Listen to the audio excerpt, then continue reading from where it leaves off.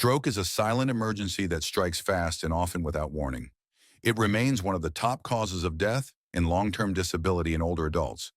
But here's the hopeful truth. With the right knowledge and quick action, much of the damage from stroke can be prevented. In this video, we'll explain what a stroke really is, why it happens, and how to recognize the earliest warning signs, many of which are easy to miss in the first few minutes. You'll also learn what to do if you suspect someone is having a stroke and how a few daily habits, like managing blood pressure or staying active, can dramatically lower your risk. This is more than just medical advice. It's potentially life-saving. So stay with us, because when it comes to stroke, time isn't just money, it's brain. 1. What is a stroke? Imagine the brain as a city that never sleeps, buzzing with electrical signals, memories, thoughts, and movements, all powered by a steady flow of blood carrying oxygen and nutrients. The moment that supply is cut off, even for a few minutes, parts of that city begin to shut down. That's what a stroke is, a sudden interruption in blood flow that damages or kills brain cells. And just like in a real city, the longer the blackout lasts, the greater the destruction. In medical terms, a stroke happens when blood can't reach a specific area of the brain, either because of a blockage or bleeding. The most common type is called an ischemic stroke, which occurs when a blood vessel is blocked, usually by a clot or a buildup of plaque from cholesterol and fat. This type accounts for nearly 9 out of every 10 strokes in the US. Often, the blockage originates in the brain itself, but it can also travel from the heart, especially in people with atrial fibrillation, a condition where the heart beats irregularly and can form clots. On the other hand, a hemorrhagic stroke happens when a weakened blood vessel ruptures and causes bleeding in or around the brain. That blood increases pressure inside the skull and damages brain tissue. Though less common, hemorrhagic strokes are typically more severe and more likely to be fatal. The leading cause? Uncontrolled high blood pressure, which weakens blood vessels over time. In both cases, the effect is the same. Brain cells are starved of oxygen and begin to die, sometimes millions at a time. What's lost depends on which part of the brain is affected. A stroke in the left hemisphere might impact speech or movement on the right side of the body. A stroke in the right hemisphere could interfere with judgment, coordination, or vision. What makes stroke especially dangerous is how fast it happens. The damage begins within minutes, and the longer it takes to restore blood flow, the greater the risk of lasting disability. That's why doctors and neurologists often say time is brain. In fact, some estimate that for every minute a stroke goes untreated, the brain loses around 1.9 million neurons. But here's the empowering part. Many strokes are treatable, and some are preventable. The key lies in knowing what to look for and how to respond when symptoms appear, which brings us to the next crucial step: recognition. 2. Recognizing stroke symptoms.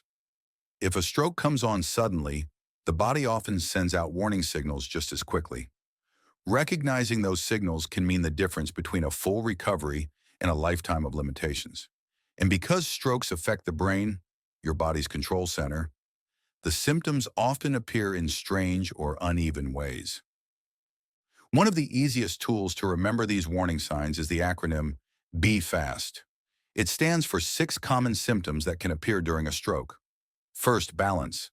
Someone may suddenly lose their coordination, feel dizzy, or struggle to walk straight.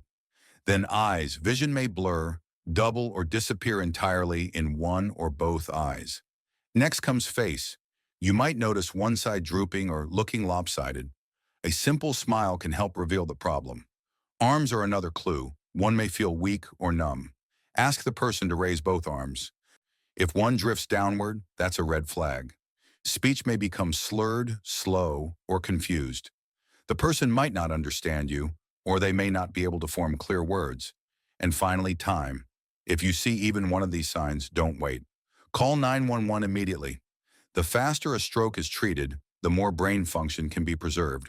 What makes BE-FAST so effective is that it covers strokes in both the front and back of the brain. Older models like FAST often missed symptoms related to balance and vision, but BE-FAST fills in those gaps. Studies have shown that using BE-FAST can improve detection and speed up emergency response. especially for strokes that don't follow the classic pattern. It's also worth noting that sometimes the symptoms go away after a few minutes. This could be a transient ischemic attack, or TIA, sometimes called a mini stroke. But don't let the word mini fool you. A TIA is a loud warning bell that a full-blown stroke could be on the way. Anyone who experiences stroke-like symptoms, even briefly, needs medical evaluation without delay. Unfortunately, many people hesitate. They wait to see if things get better.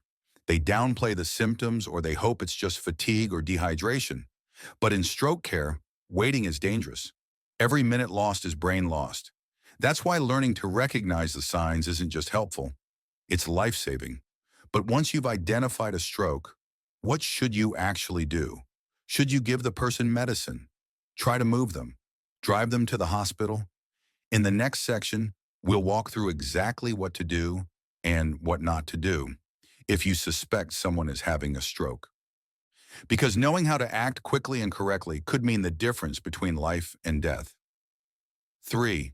What to do if you suspect a stroke. A stroke can strike without warning, and when it does, time becomes the most critical factor. In the minutes following the first signs, your actions as a witness can make the difference between recovery and lifelong disability, or between life and death. That's not an exaggeration. It's a medical reality. If you see someone suddenly lose balance, struggle to speak, or experience weakness on one side of their body, do not hesitate. Call 911 immediately. Don't wait to see if the symptoms go away on their own. Don't assume the person just needs rest. Don't search the internet for advice. Seconds are slipping by, and the brain is losing oxygen with each one. As you wait for emergency services, keep the person safe and calm. If they're conscious and able to move, have them sit or lie down in a comfortable position. If they appear to be vomiting or unconscious, gently turn them onto their side with their head slightly raised. This helps protect their airway. Loosen tight clothing around the neck and chest to ease breathing. Perhaps the most important thing you can do after calling for help is to note the time the symptoms started or the last moment they were seen acting normally. This time mark is essential for doctors. It determines whether the person is still within the treatment window for medications or procedures that could potentially reverse the stroke's effects. It's also important to avoid common mistakes. Don't give the person food or drink. Even a sip of water can be dangerous if their ability to swallow has been affected. Don't hand them any medications, especially aspirin. While aspirin helps in heart attacks, it can be dangerous in certain types of stroke, particularly those caused by bleeding in the brain. Unless you are instructed by a medical professional, avoid any kind of self-treatment. And unless there is absolutely no other choice, do not drive them to the hospital yourself. Emergency medical personnel are trained to start care on the way and can contact the hospital in advance so that a stroke team is ready to act the moment the patient arrives. That coordination can shave precious minutes off the treatment timeline. By recognizing the signs, staying calm, and activating emergency services quickly, you give the person their best chance at survival and recovery. But the urgency doesn't stop at the hospital doors. In fact, that's when the most time-sensitive phase of stroke care begins. 4. The golden hour in critical stroke treatment. In stroke medicine, there's a term used often by doctors and emergency teams, the golden hour. It refers to the first 60 minutes after stroke symptoms begin, a narrow window of time when treatment has the highest chance of being effective. Within this hour, rapid diagnosis and intervention can mean the difference between returning to normal life or losing the ability to speak, walk, or live independently. Once the person arrives at the emergency department, they are immediately assessed for stroke. A quick neurological exam is followed by brain imaging, usually a CT scan or MRI, to determine the type of stroke, ischemic, caused by a blockage, or hemorrhagic, caused by bleeding.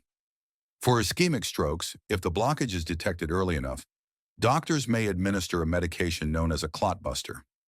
This drug, often referred to as TPA, is designed to dissolve the clot and restore blood flow to the affected part of the brain. But it only works if given within 3 to 4.5 hours of symptom onset, and the sooner it's given, the better the outcome. Every minute saved increases the chance that brain tissue can recover. For patients with large artery blockages, another option is a mechanical thrombectomy, a procedure where doctors insert a catheter into the blood vessel and physically remove the clot. This approach can be effective up to 24 hours after stroke onset in certain cases, but like TPA, it's most successful when performed early. If the stroke is hemorrhagic, meaning there is bleeding in the brain, the treatment plan is entirely different. In these cases, doctors work to lower blood pressure, stop the bleeding, and relieve pressure inside the skull. Surgery may be necessary to remove the blood or repair a ruptured blood vessel. Quick intervention here is equally critical, as continued bleeding can cause rapid brain damage. Stroke-ready hospitals, known as primary stroke centers or comprehensive stroke centers, are specially equipped to handle these emergencies. They have stroke teams on standby, imaging technology available around the clock, and systems in place to evaluate and treat patients within minutes of arrival. Still, the speed of treatment at the hospital depends heavily on how quickly the patient got there. That's why your role, recognizing the signs, calling for help, and recording the timeline, is more than just helpful. It's essential. Even when treatment is fast and effective, many patients and families are left asking an important question: why did this happen? The search for answers begins with a careful look at the risk factors behind stroke, many of which are silent, and some of which are within our control. That's what we'll explore next, because understanding your personal risk factors is the first real step in preventing a stroke before it ever happens. 5. Stroke risk factors. While strokes may seem sudden, they are often the result of years of silent damage within the body. Recognizing your risk factors and taking steps to manage them is the first and most important step in preventing one. The number one culprit is high blood pressure. Known as the silent killer, high blood pressure often causes no symptoms until it's too late. It slowly damages arteries, making them stiff, narrow, or weak, creating the perfect setup for a stroke. Fortunately, even a modest drop in blood pressure can greatly reduce your risk. Diabetes is another leading contributor. Over time, high blood sugar harms the lining of blood vessels and promotes inflammation, both of which make blood clots more likely. People with diabetes are also more prone to high cholesterol and high blood pressure, creating a dangerous combination. Smoking nearly doubles your risk of stroke. It injures the blood vessels, reduces oxygen in the blood, and raises clotting tendencies. The encouraging news is that quitting smoking starts to reduce your risk within days and continues to improve over the months and years that follow. High cholesterol, particularly elevated LDL, adds to the problem by causing plaque to build up in your arteries. If a piece of plaque breaks off, it can lead to a blockage in the brain. Managing cholesterol through diet, exercise, or medication is an essential part of stroke prevention. And a lesser-known but very serious risk is atrial fibrillation, AFib. This irregular heartbeat allows blood to pool in the heart, where clots can form. These clots may then travel to the brain, causing a severe and disabling stroke. AFib often has no symptoms, but routine heart checks can detect it early. Other risk factors include obesity, sedentary lifestyle, and heavy alcohol use. These contribute to many of the conditions already mentioned, like high blood pressure and diabetes. But just as they raise your risk, they're also highly responsive to positive lifestyle changes. Some risks are simply part of who we are. Age is one. Your risk of stroke doubles with every decade after age 55. Family history matters too. If a close relative has had a stroke, your own risk may be higher. And for certain groups, such as African Americans, Hispanic Americans, and Native Americans, stroke rates tend to be higher due to both genetic and social factors. Additionally, while men may have strokes earlier in life, women often have more severe outcomes, particularly after menopause. Knowing your risk isn't about fear, it's about being prepared. With the right actions, you can dramatically reduce the odds of a stroke ever occurring. 6. Proactive stroke prevention. Prevention begins with daily habits. You don't need a perfect routine, just consistent, thoughtful choices that protect your health over time. Start with your diet. Reducing salt helps control blood pressure. The American Heart Association advises no more than 2,300 milliliters of sodium a day, and even lower, around 1,500 milliliters, for those with hypertension. Avoiding processed and packaged foods is a big step forward. Swap out saturated and trans fats for healthier options. Use olive oil instead of butter. Snack on nuts instead of chips. And grill fish instead of frying meat. Aim to eat more vegetables, fruits, whole grains, and lean proteins. The DASH and Mediterranean diets are two approaches that have been scientifically proven to lower stroke risk. Physical activity doesn't require a gym. Just walking briskly for 30 minutes a day can lower blood pressure, stabilize blood sugar, and support weight loss. Even light movement, done regularly, makes a big difference over time. If you smoke, make quitting your top priority.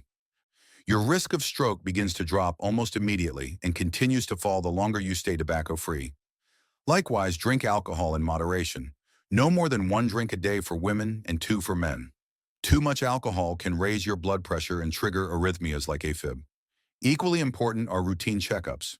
Conditions like high blood pressure, high cholesterol, and AFib may not cause symptoms, but they quietly raise your risk if left untreated. Ask your doctor to review your numbers and make a plan together. Take medications as prescribed and don't make changes without consulting your provider. New tools are also emerging, especially for people with diabetes, obesity, or heart disease. Certain medications can help control blood sugar and reduce inflammation, offering added protection against stroke.